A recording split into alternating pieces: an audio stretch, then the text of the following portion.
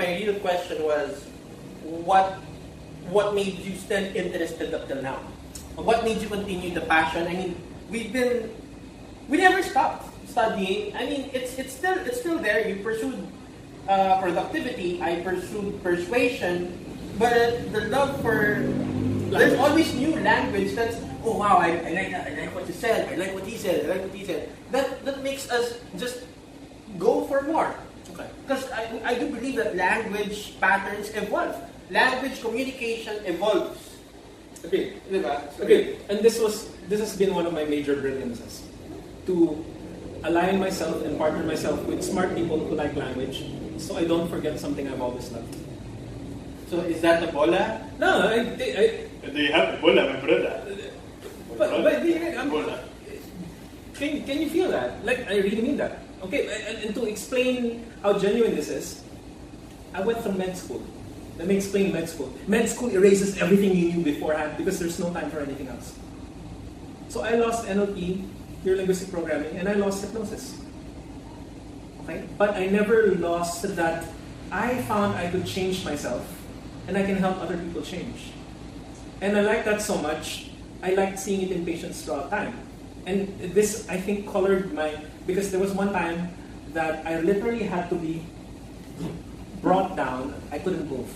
Brought down from my building in a stretcher from the 3rd floor. And they were not really smart medical aid people. They brought me head down. Brought me head down 3 effing floors. And then I was stuck at the hospital, complete bed rest. Let me explain complete bed rest. You can only shit on a pan that they give you while lying down.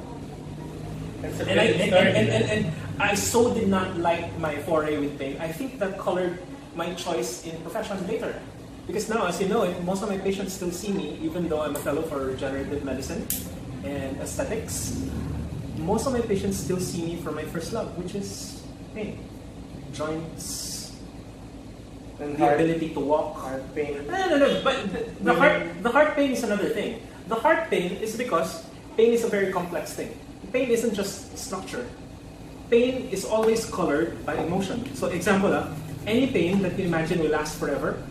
Like if you do not explain to a patient that the pain of passing a stone through their urethra, in other words, peeing a stone, if you don't explain to them that that will pass, it magnifies the pain. Giving birth is as painful as passing a stone through your ick. What? Starts with a D. Imagine it. It's where you pee from. Dolphinic? You can stop being an asshole. Alright? It's the same category of thing, except giving birth is deemed a good emotional experience. So consequently, it doesn't hurt as much. So I'm trying to explain that my interest in hypnosis, hypnotherapy, and being able to change internal emotional states and states of being is hooked in the same thing, trying to alleviate suffering, trying to alleviate pain. And to try to deal with the body just structurally, like just because there's an herniated nucleus pulposus, a slip disc. We now know that most, like 35% of people above 65 have some level of slip disc outside without symptoms. So it's not just structure. So we have to, because we are both hardware and software, we have to look at both hardware and software. And hence my continuing interest in working with software, meaning the mind. Given I love the connotation with hardware and software because it's connected. I do believe that without without the one, the other would. Exactly. We're dealing with both all of the time. All of the time. So in regards to that, if since we're doing this video right now, could you tell us a little of what to expect for the upcoming workshops, like conversational hypnosis and hypnotic communication? I mean, these are the 2 workshops in where you'll actually share your secrets and your understanding, your passion. What can they expect when they join the workshop? I mean, I'm joining though. I mean, yeah, that'll be nice. That'll be nice. The way it's been explained to me, actually by Ken, our master of marketing or mom, is that the question. the way it's been explained to me is that conversational hypnosis and hypnocom are kind of like mirror reflections of each other, but that conversational hypnosis, the workshop upcoming on the 15th and coming first before hypnocom, conversational hypnosis will be more of my take on things, meaning how I direct things. So I'm kind of more like a director, and it's like sending people along a certain path. And the hypnocom to me is sounding more like what Ken has lots of fun with, which is shortcuts, little tweaks. Like how to flip that, how to flip that, how to flip that.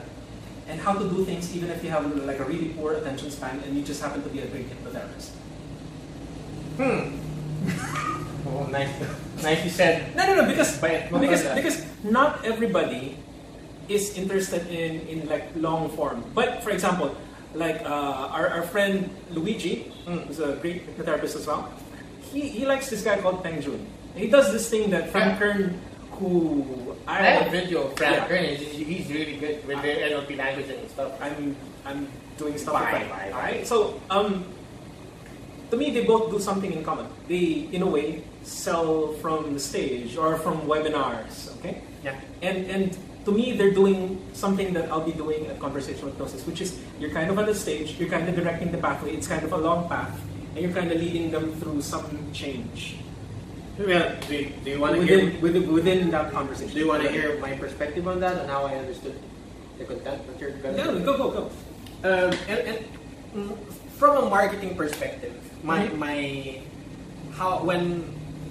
we were planning this workshop, conversational hypnosis, I personally wanted to focus more. I wanted it to focus more on how Strix understands conversational hypnosis. I mean, hypnosis is hypnosis. You put the person into trance, but using it conversationally is different. I mean, there are words that he uses, there are phrases that he uses effectively, and it just bypasses our conscious understanding of it. So, for example, I've worked with Strix for quite some time. I've been noticing some of his languaging, and it works.